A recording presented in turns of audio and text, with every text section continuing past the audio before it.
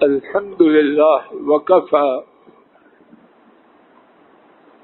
وسلام على عباده الذين اصطفى۔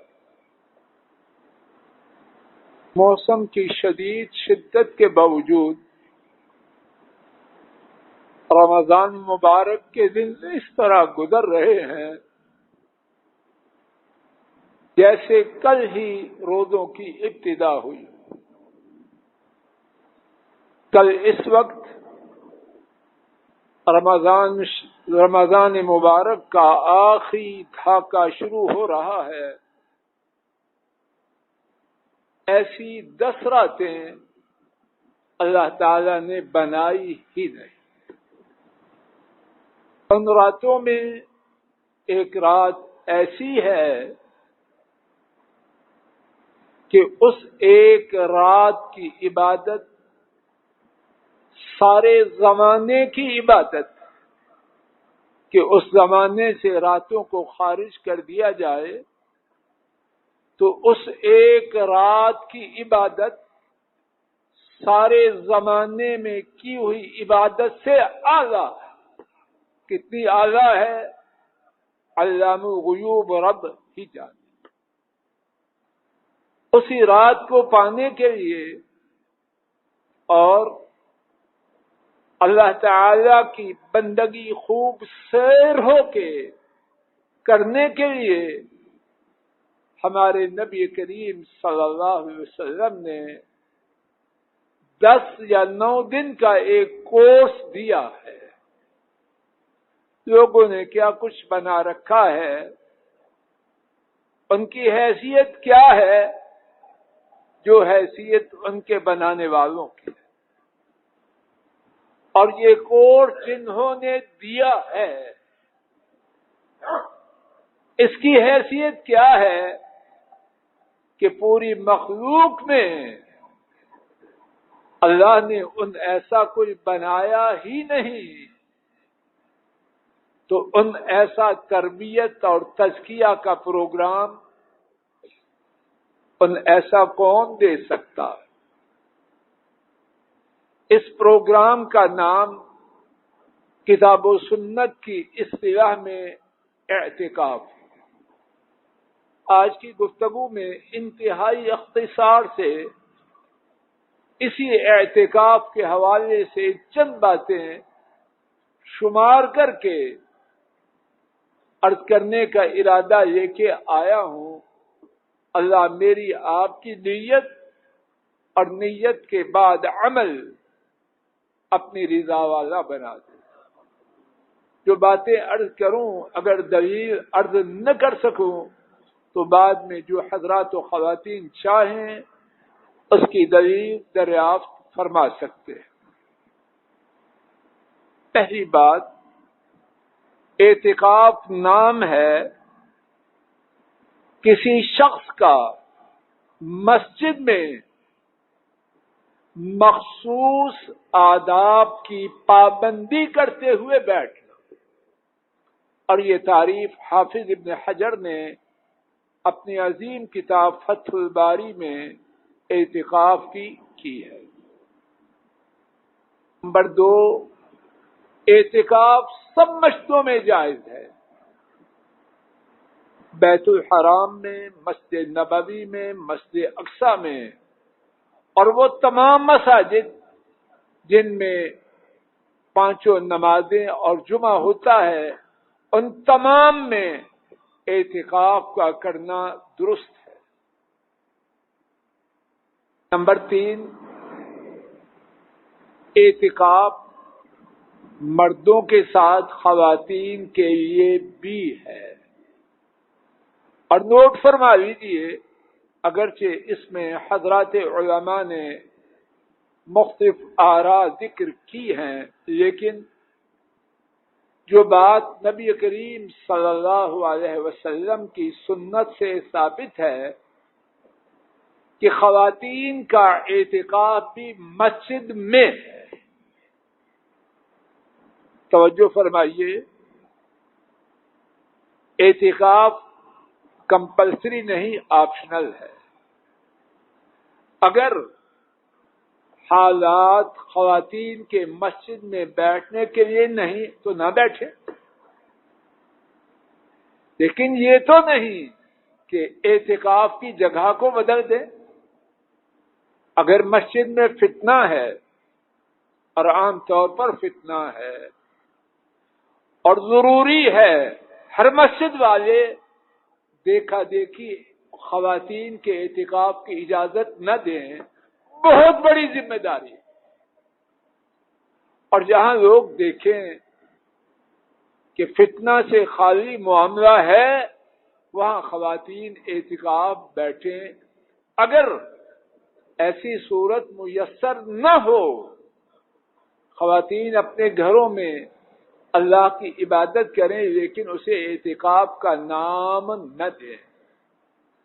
اعتکاف کے حوالے سے، خواتین کے اعتکاف کے حوالے سے صحیح بخاری میں بڑا دلچسپ واقعہ ہے۔ اختصار سے نبی کریم صلی اللہ علیہ وسلم اعتکاف بیٹھا کرتے، اما عائشہ نے اجازت دی، حضرت صلی اللہ علیہ وسلم نے ان کے بھی اعتکاف میں بیٹھنے کی اجازت دی، انہوں نے اپنا خیمہ مسجد میں لگا دیا۔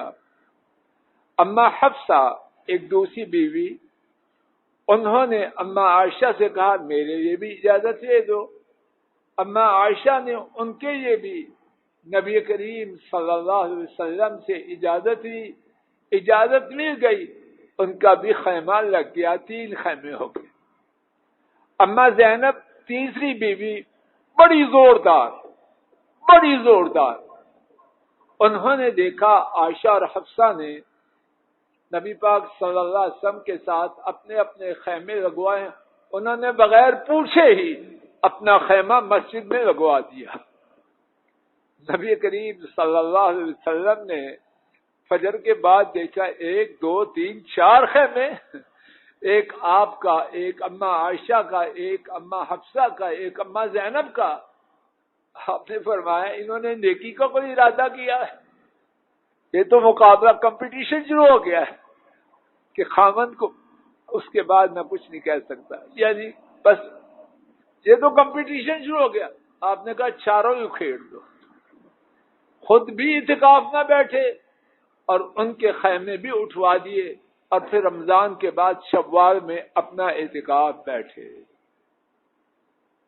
جو بات اس وقت اس مزاحیہ واقعہ کے ساتھ ہمارا مسئلہ ہے وہ کیا ہے؟ خواتین کا اعتکاف کہاں ہے؟ مسجد۔ اور اگر مسجد میں فتنے کا ڈر ہے، نہ مسجد والے اس کا ڈنڈورا پیٹے آؤ اعتکاف بیٹھو، اور نہ کوئی خاتون مسجد میں اعتکاف بیٹھنے کے لیے جائے۔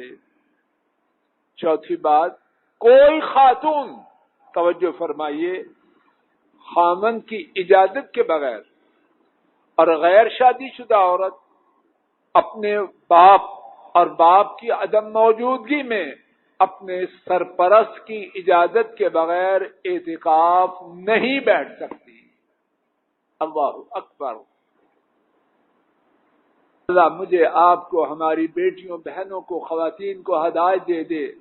خواتین کی اسلام میں بڑی حیثیت ہے، بیکار مال نہیں، بہکاوے میں آ کے جدھر چاہیں گھومتی رہے یا انہیں کوئی گھماتا رہے، ان کی ایک حیثیت ہے، اور اس حیثیت کی حفاظت کے لیے جب اس نے گھر سے نکلنا ہے تو اس کے لیے وہ اقدامات ہیں جو مردوں کے لیے نہیں، اور اس میں خواتین کی شان ہے، گھٹیا پن نہیں۔ تو اعتکاف خاتون کا، شادی شدہ ہو یا غیر شادی شدہ، شادی شدہ ہے تو خاوند کی اجازت کے بغیر، اور اگر غیر شادی شدہ ہے تو باپ کی اجازت کے بغیر جائز نہیں۔ اور اگر کوئی خاتون بغیر اجازت کے بیٹھ جائے تو اس کا خاوند، اس کا باپ اس کو واپس لے جا سکتا ہے۔ نمبر 5، بہترین اعتکاف 10 دن کا ہے یا 9 دن۔ 21ویں کی رات مسجد میں، اور جب چاند نظر آئے 29 کو آئے تو تب، 30 کو آئے تو تب اس دن اعتکاف ختم کرنا، یہ اعتکاف سب سے زیادہ شاندار ہے، اور کم مدت کا اعتکاف اس کے لیے کوئی حد نہیں۔ حضرت یعلا بن امیہ رضی اللہ تعالی عنہ وہ بیان کرتے ہیں، میں ایک گھڑی کے لیے مسجد میں داخل ہوتا ہوں تو اعتکاف کی نیت کر لیتا ہوں، کم از کم کی کوئی حد نہیں، اور شاندار اعتکاف رمضان کے آخری دھاکے کا ہے۔ نمبر 6، اعتکاف کے دوران صاف ستھرا رہنا، کنگھی کرنا، غسل کرنا، صفائی کرنا، کپڑے بدلنا، ان سب باتوں کی اجازت ہے۔ جو لوگ روکتے ہیں ان کا روکنا درست نہیں۔ نبی کریم صلی اللہ علیہ وسلم اعتکاف بیٹھتے تو اماں عائشہ کے حجرہ، اس کا ایک راستہ ان کے مسجد میں تھا۔ نبی کریم صلی اللہ علیہ وسلم اپنا سر مبارک ان کے حجرے میں کرتے تو اماں عائشہ اپنے حجرے میں بیٹھے بیٹھے نبی پاک صلی اللہ علیہ وسلم کے سر مبارک کو دھوتی، صاف کرتی۔ تو دوران اعتکاف صاف ستھرا رہنا، غسل کرنا، کپڑے بدلنا، ان سب چیزوں کی اجازت ہے۔ نمبر 7، اعتکاف والا انسانی حاجت کے لیے، اب تو ماشاءاللہ مساجد کے ساتھ ہی لیٹرین وغیرہ ہیں، اگر ایسا بندوبست نہ ہو تو انسانی حاجت کے لیے اپنے گھر میں جا سکتا ہے، لیکن وہ گھر میں جانا، گھر جا کے گپے مارنے کا بہانہ نہ بتائے کہ چلو گپ شپ بھی ہو جائے، اعتکاف بھی ہو جائے، نہ جائے، قضاء حاجت کے بعد فوراً واپس آئے۔ 8ویں بات، اگر مسجد میں کھانا پہنچانے کا یا مسجد میں کھانے کا بندوبست نہ ہو تو کیا جا سکتا ہے کھانا پینے کے لیے کہ نہیں؟ اس بارے میں ٹھیک بات یہ ہے کہ کھانے پینے کی غرض سے مسجد سے جا سکتا ہے، پھر وہی بات صرف مقصد کے لیے جائے اور مقصد کے پورا ہونے کے بعد دوبارہ واپس آئے۔ یہاں ایک گھٹیا سی بات ہے، اس کی تنبیہ اور بچانے کی غرض سے اگر نہ کرنے کو دل نہیں چاہتا، کیا سگریٹ پینے کے لیے مسجد سے باہر جائے؟ انا للہ و انا الیہ راجعون۔ اس موقع کو غنیمت جانے، اس موقع کو غنیمت جانے، اسی کو بہانہ بنائے ساری زندگی کے لیے سگریٹ کو چھوڑنے کا۔ نمبر 9، اعتکاف والا کسی مریض کی عیادت کے لیے، جنازہ میں شرکت کے لیے مسجد سے نہ نکلے، اگر نکلے گا تو اعتکاف باقی نہ رہے گا۔ یہاں ایک بات ہے، اگر کوئی شخص پہلے سے نیت کرے، اس کا کوئی قریبی بیمار ہے یا خوف ہے کسی وقت بھی مر سکتا ہے، اگر وہ پہلے سے اللہ تعالیٰ سے یہ شرط کرے کہ یا اللہ اعتکاف بیٹھتا ہوں، لیکن میں نے اپنے چچا کی، اپنی والدہ کی جو بیمار ہے اس کی عادت کے لیے جانا ہے، اگر فوت ہو گیا تو میں نے جنازہ پڑھنا ہے، تو اس بارے میں علماء کی 2 رائے ہیں۔ ایک رائے یہ ہے، اگر ایسی شرط پہلے سے کر لے تو پھر جنازہ میں شریک ہو جائے، بیمار کی عیادت کر لے تو انشاءاللہ کچھ حرج نہیں۔ مجھ ناقص کی رائے میں بھی اگر وہ پہلے سے اللہ سے بات کر لے تو پھر جانے سے کچھ حرج نہ ہوگا۔ نمبر 10، اگر کوئی شخص صرف رات کا اعتکاف کرنا چاہے، دن کو نہیں چاہتا یا حالات نہیں چاہتا، 21ویں رات ہے، رات کا اعتکاف کروں تو کیا اجازت ہے؟ جی اجازت ہے۔ عمر فاروق رضی اللہ تعالی عنہ نے نبی کریم صلی اللہ علیہ وسلم سے عرض کیا، میں نے زمانہ جاہلیت میں نظر مانی تھی کہ بیت الحرام میں ایک رات اعتکاف بیٹھوں گا، تو کیا اب وہ نظر پوری کروں؟ حضرت صلی اللہ علیہ وسلم نے فرمایا، اپنی نظر کو پورا کر لو۔ تو صرف رات کا اعتکاف بھی جائز ہے۔ اور یہاں ایک اور بات، اور یہ 11 نمبر، اعتکاف کے لیے روزہ شرط نہیں۔ جب رات کو اعتکاف بیٹھے گا تو روزہ ہوگا؟ نہیں ہوگا۔ اعتکاف اور روزہ دونوں لازم ملزوم نہیں۔ یہاں سے ایک اور بات ہے، ایک شخص رمضان کے علاوہ چاہتا ہے کہ آج میں مسجد میں سارا دن رہوں، اعتکاف بیٹھوں، تو انشاءاللہ الرحمن امید ہے اس میں کوئی حرج نہیں۔ نمبر 12، بیوی اپنے خاوند کی ملاقات کے لیے دوران اعتکاف اس کے پاس آ سکتی ہے، لیکن یہ تبھی ممکن ہے جبکہ مرد کے لیے خیمے کی صورت اس طرح ہو کہ خواتین مردوں کے درمیان میں سے نہ آئے۔ اگر الگ تھلگ باپردہ صورت ہو تو بیوی اپنے خاوند کی زیارت کے لیے مسجد میں آ سکتی ہے۔ اور یہاں بھی ایک بڑا دلچسپ واقعہ ہے، نبی پاک صلی اللہ علیہ وسلم کی بیویاں مسجد میں دوران اعتکاف آپ کی زیارت کے لیے آئیں، تو اما صفیہ آپ کی ایک بیوی وہ قدرے تاخیر سے آئی۔ جب بیویاں جانے لگیں تو آپ صلی اللہ علیہ وسلم نے ان سے فرمایا، بیٹھ جاؤ۔ سبحان اللہ، کتنا عدل و انصاف ہے۔ چاہا کہ باقی بیویاں تو پہلے آئی تھیں، وہ جا رہی ہیں، یہ بیچاری بعد میں آئی، اس کو بھی پورا وقت مل جائے۔ جب تھوڑی دیر بعد وہ جانے لگی تو نبی کریم صلی اللہ علیہ وسلم نے فرمایا، ٹھہرو، میں تمہیں الوداع الوداع کہنے کے لیے دروازے تک جاتا ہوں۔ اللہ اکبر، یہ ہرا دین ہے رانا صاحب، اپنی بیوی کو الوداع کہنے کے لیے دروازے تک جاتے ہیں۔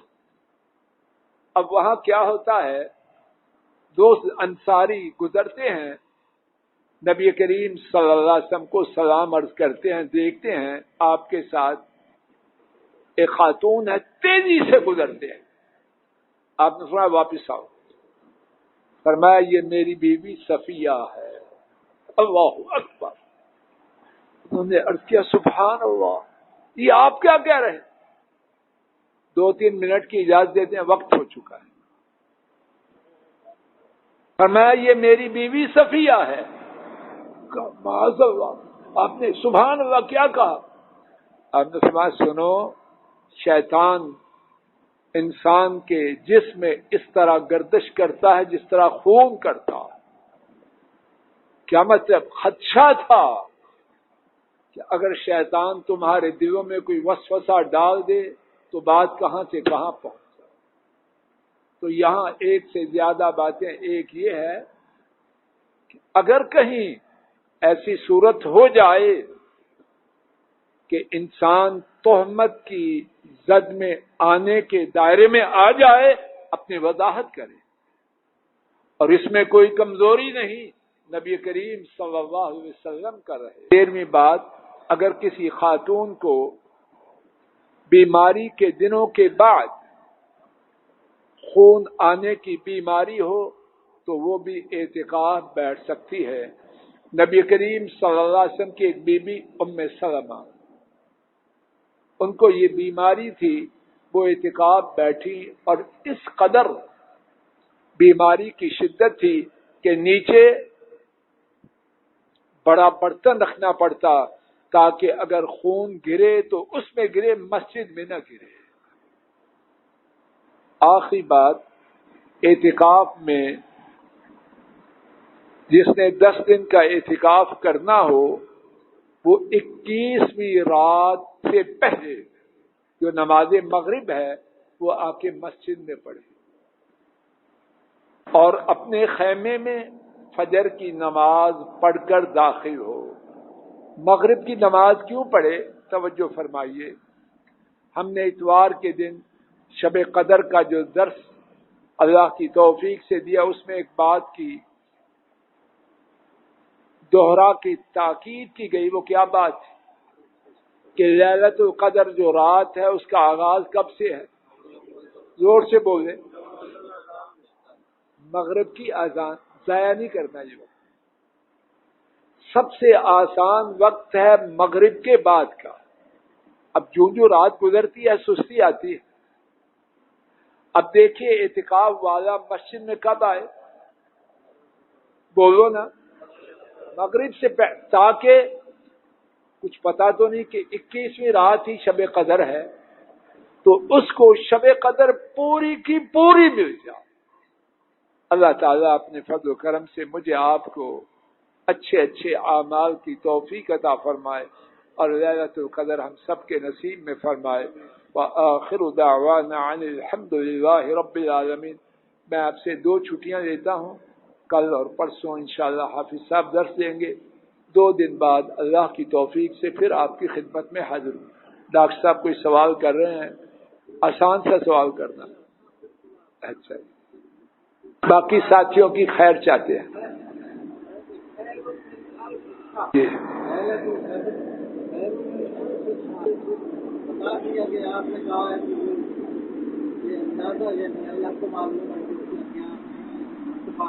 جی، ڈاکٹر صاحب کا سوال یہ ہے کہ میری بات اور قرآن پاک کی بات میں بظاہر تعارض ہے۔ بظاہر نہیں، تعارض ہے، کنٹراڈکشن ہے، اور بات تو وہ ہے جو قرآن پاک کی ہے۔ اور ڈاکٹر صاحب نے جو آیت پڑھی ہے، خوشی کی بات ہے، وہ ڈاکٹر صاحب کی نہیں میری تائید کرتی ہے۔ وہ کس طرح؟ فرمایا خیر من 1000 شہر، 1000 مہینے سے بہتر ہے۔ پہلی بات تو یہ ہے ڈاکٹر صاحب عرب میں رہ کے آئے ہیں، یہ جو الف ہے مفسرین نے بیان کیا کہ عربوں کی گنتی کا سب سے بڑا لفظ الف ہے، اس کے اوپر ان کے پاس ملین بلین ان کے پاس نہیں، یہ الف ہے۔ تو اس میں بعض مفسرین نے لکھا کہ جو الف کا لفظ استعمال کیا اس میں بین السطور اس کی تفسیر، اے عرب کے لوگوں، جہاں تمہاری گنتی کی انتہا ہے یہ رات، اس سے ایک بات، اب اس سے جو بہتر ہے، اس سے بہتر ہے تو بہتر کتنی ہے؟ 1 منٹ اب ٹھہر جائیے، میں ٹیچر ہوں، معاف کرنا، بزرگ تو آپ ہیں لیکن ٹیچر میں، اب بات جب میں کروں اس وقت چپ ہو جائے، بعد میں پھر کہ کتنی بہتر ہے یہ نہیں بتایا۔ قرآن پاک میں ہے وَمَا أَدْرَاكَ مَا لَيْلَةُ الْقَدْرِ، اور کس چیز نے معلوم کروایا آپ کو کہ شب قدر کیا ہے؟ قاضی ابو سعود رحمہ اللہ اس کی تفسیر میں لکھتے ہیں کہ لیلۃ القدر کی شان و عظمت مخلوق کے علم کی جو حدود ہیں اس سے اوپر ہے۔ کیوں؟ مخلوق میں بہت ہی بڑے عالم محمد کریم صلی اللہ علیہ وسلم، اللہ تعالیٰ انہیں فرما رہے ہیں کہ آپ کو کس نے معلوم کروایا کہ شب قدر کے معنی کیا؟ آپ کو بھی پتا نہیں کہ شب قدر کی شان و عظمت کیا ہے۔ جب محمد کریم صلی اللہ علیہ وسلم کا معاملہ یہ ہے تو باقی اور کوئی اس کی حیثیت کیا ہے؟ تو بات وہاں آ گئی کہ اس کی شان و عظمت کو علام الغیوب کے سوا اور کوئی، ہاں اللہ وہاں